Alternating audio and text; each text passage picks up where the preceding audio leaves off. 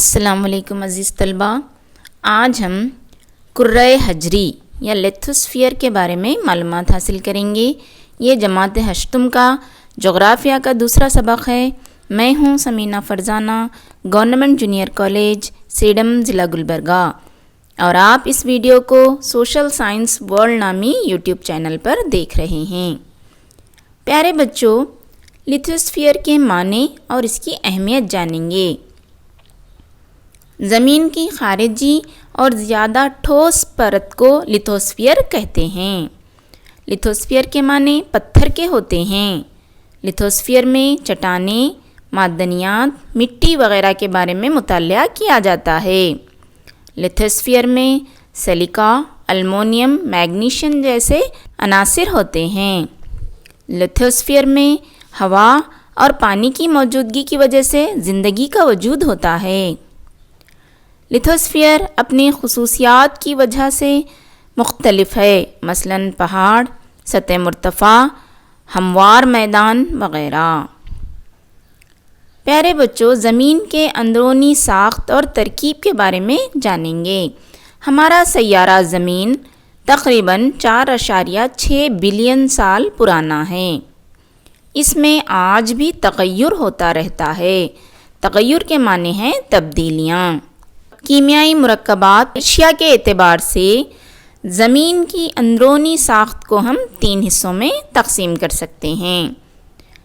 پہلا ہے قشر ارض، دوسرا ہے غلاف، تیسرا ہے قطب ارض۔ اگر ہم انگلش میں سے کہیں گے، قشر ارض کہا جاتا ہے منٹل کو، اور غلاف ارض کہا جاتا ہے آؤٹر کور کو، اور قطب ارض کہا جاتا ہے انر کور کو، جو آپ تصویر میں دیکھ رہے ہیں۔ یہاں پر جو ہے آپ کو بتلانے کی کوشش کی گئی ہے کہ کس طرح جو ہے ہم زمین کی اندرونی پرتوں کو تقسیم کر سکتے ہیں۔ اب ہم سب سے پہلے قشر ارض کے بارے میں جانیں گے۔ زمین کا اوپری حصہ قشر ارض کہلاتا ہے، جن میں سلیکا، المونیم، میگنیشیم ہوتی ہے۔ اس کی گہرائی تقریباً 60 کلومیٹر تک ہوتی ہے، جبکہ اوپری حصے میں نہایت ہلکی دھاتیں پائی جاتی ہیں، جس کو ہم سلیکا اور المونیم یا براعظمی پرت بھی کہتے ہیں۔ اندرونی پرت میں سلیکا اور میگنیشیم کی پرت ہوتی ہے، جسے سمندری پرت بھی کہا جاتا ہے۔ غلاف ارض یعنی دوسری جو پرت ہے اسے ہم غلاف ارض کہیں گے۔ یہ زمین کی درمیانی پرت بھی کہلاتی ہے۔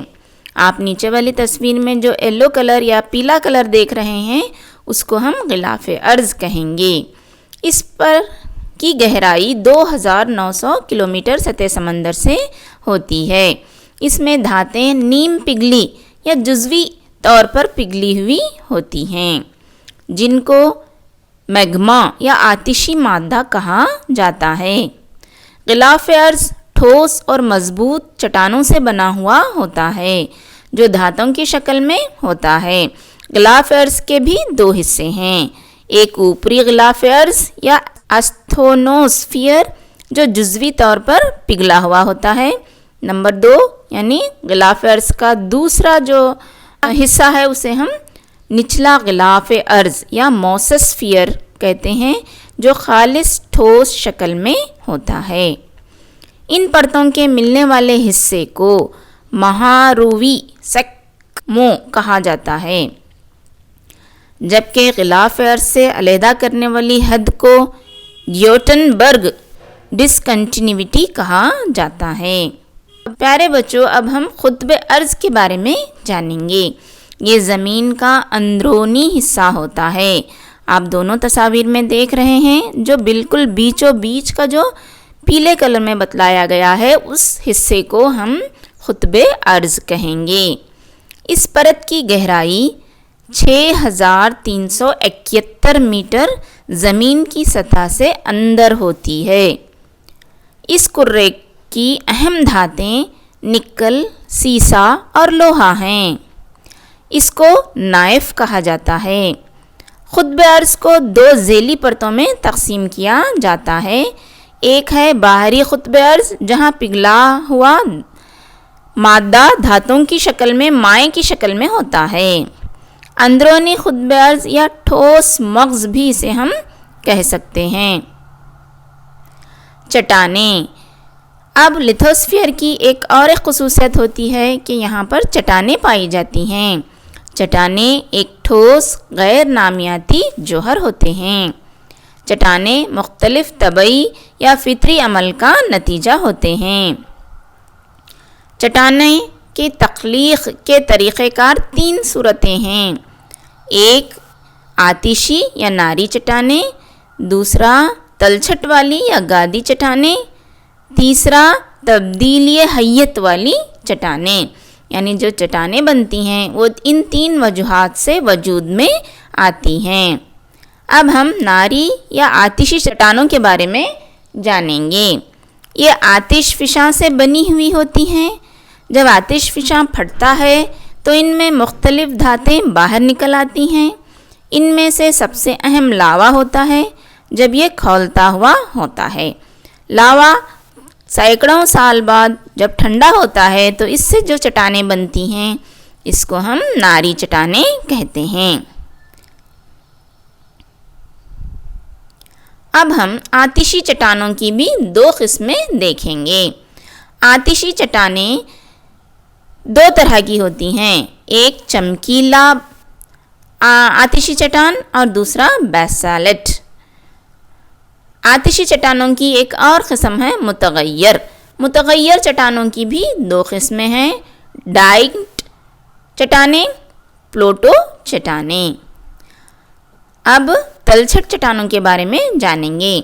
تلچھٹ چٹانوں کی بھی 2 قسمیں ہیں، نامیاتی چٹانیں، غیر نامیاتی چٹانیں۔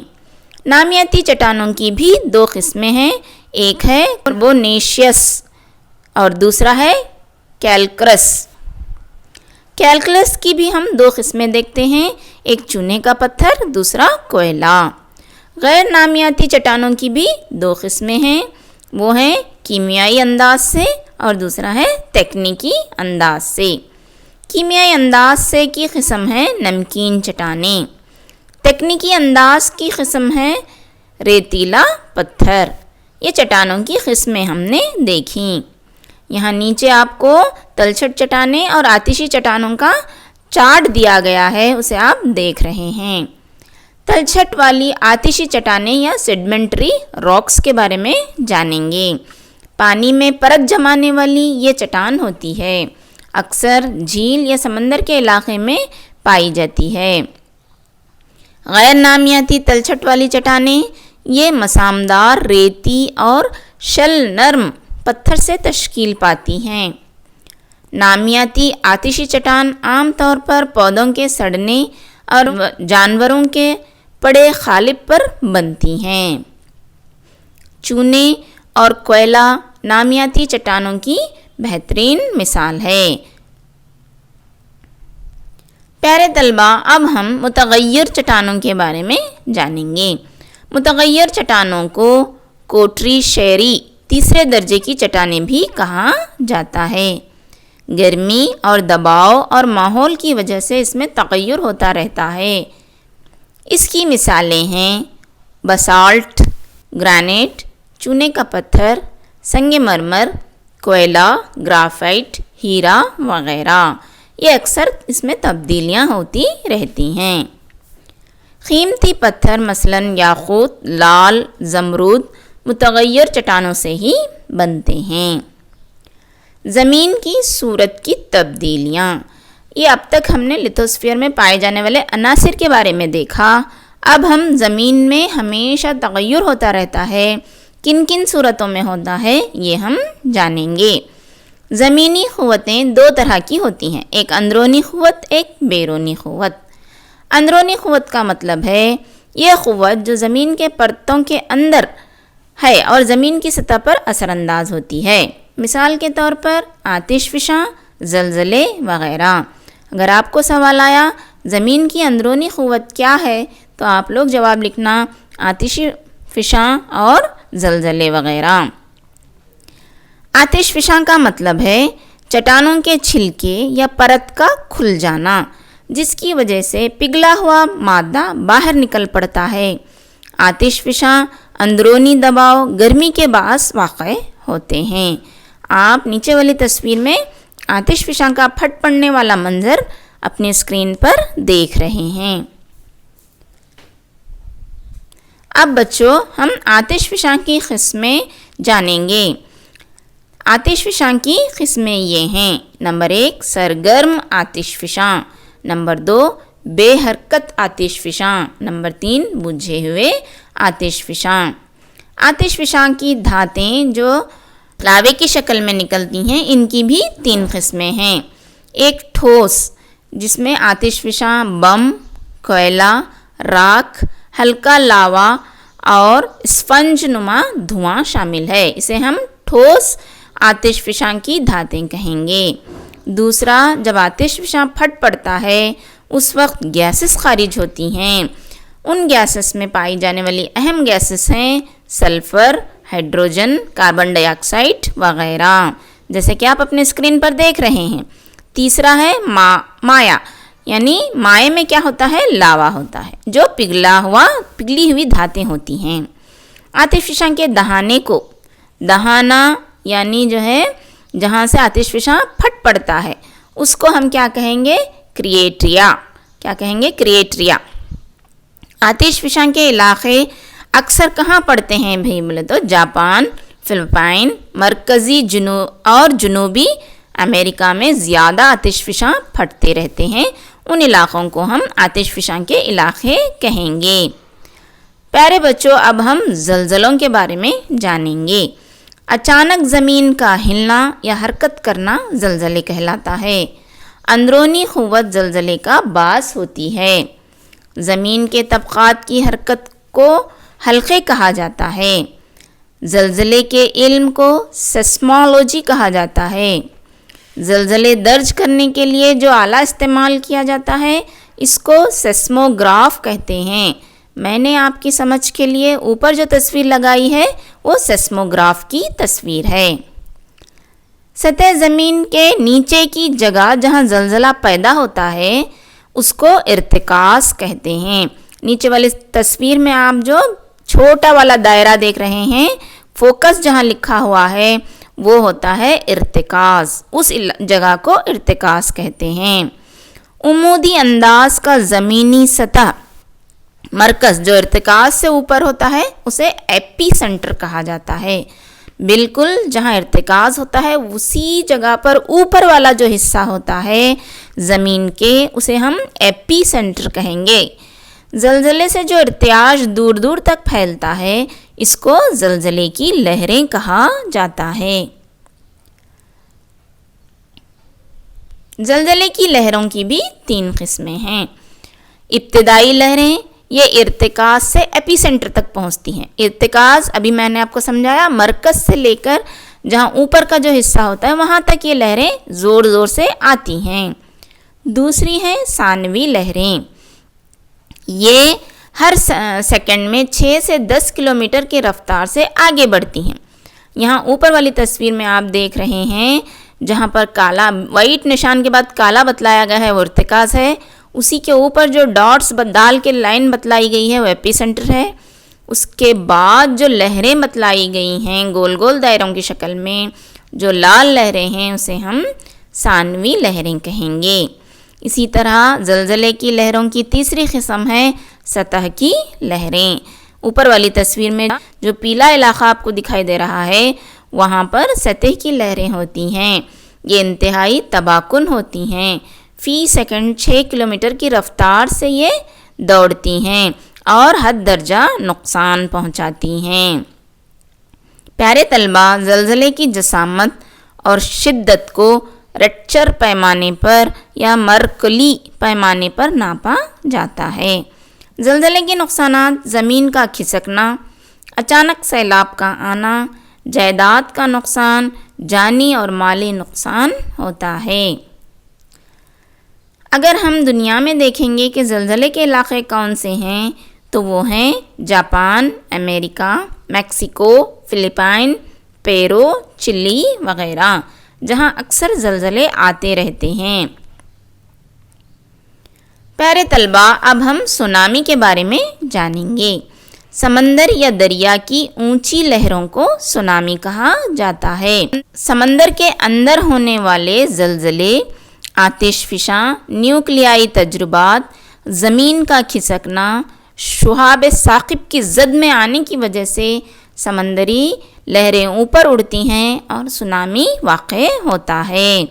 26 جنوری 2004 کو سونامی کی وجہ سے Hindustan, Indonesia, Sri Lanka, Thai land میں بھاری تباہی ہوئی تھی۔ اب ہم عریانیت کے کارندے یعنی ڈینوڈیشن کے بارے میں جانیں گے۔ ڈینوڈیشن کا مطلب ہے خشک زمین کو یا سطح زمین کو بدلنے کے عمل کو عریاں کاری یا انگریزی میں ڈینوڈیشن کہا جاتا ہے۔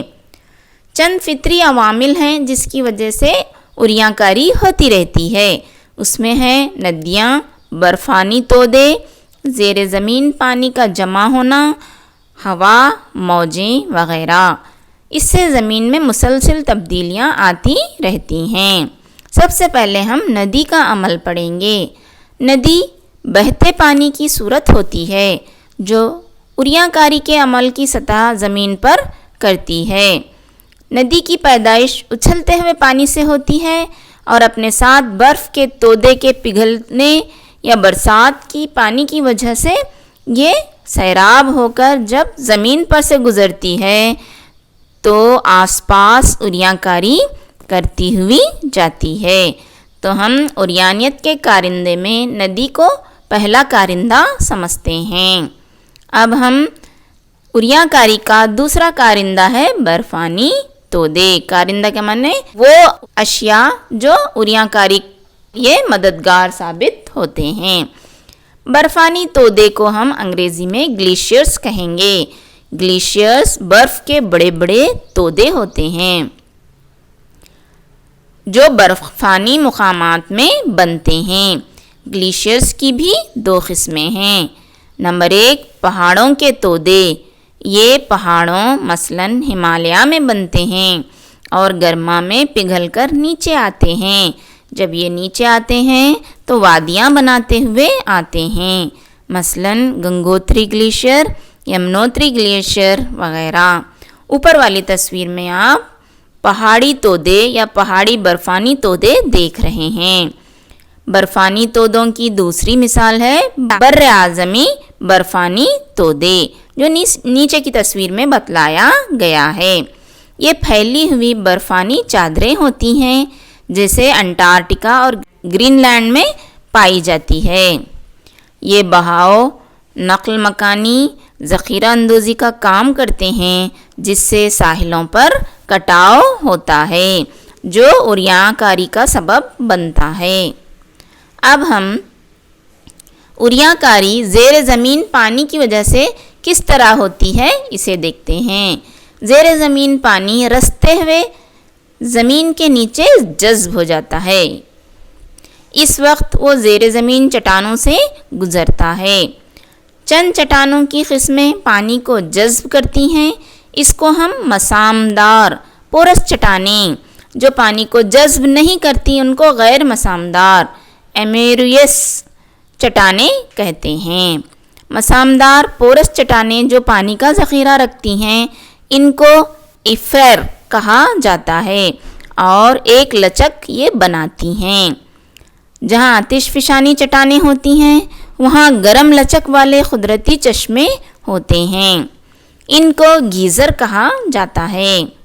ان تمام سے بھی زمین کے اندر عریاں کاری مسلسل ہوتی رہتی ہے۔ اب ہم ہوا سے عریاں کاری کے بارے میں جانیں گے۔ ریگستان میں جب تیز رفتار ہوائیں چلتی ہیں تو سطح زمین پر کٹاؤ، نقل مکانی اور دھاتوں کا اکٹھا ہونا ہوتا رہتا ہے جس سے زمین کی مختلف صورتیں بنتی ہیں۔ سمندری لہروں کا مد و جزر یعنی عریاں کاری کی ایک وجہ ہے سمندری لہریں۔ اس سے بھی عریاں کاری عام ہے۔ سمندری لہریں مستقل ساحل سمندر اور ساحلی چٹانوں سے ٹکراتی رہتی ہیں جس سے ساحل پر مسلسل تبدیلیاں واقع ہوتی رہتی ہیں۔ تو یہ تھا آج کا سبق۔ میں امید کرتی ہوں کہ آپ نے اسے اچھی طرح سمجھ لیا ہوگا۔ اگر آپ کو سمجھ میں نہیں آ رہا ہے، چند الفاظ مشکل ہیں، تو آپ بار بار اسے پڑھیے، بار بار اسے دیکھیے، تب کہیں جا کر آپ اسے سمجھ پائیں گے۔ تو اس امید کے ساتھ اس سبق کو ہم یہیں ختم کرتے ہیں۔ اللہ حافظ، شکریہ، ہمیں اپنی دعاؤں میں یاد رکھیے گا۔